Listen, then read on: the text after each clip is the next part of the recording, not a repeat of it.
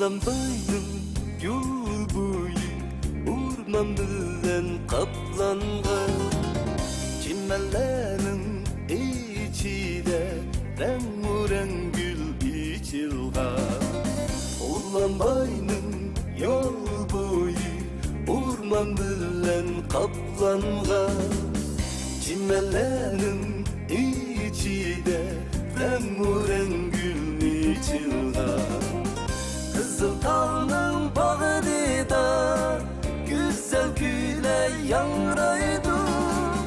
Yanın gitar çalganda bulbul mutan sayraydı. Kızıl Dağ'ın bağrında güzel güle yangraydı.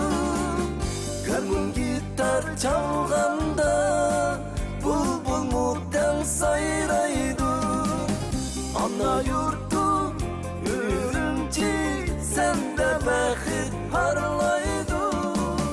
Gecə olmaz şəhərsən bu yaş məngü batmaydı.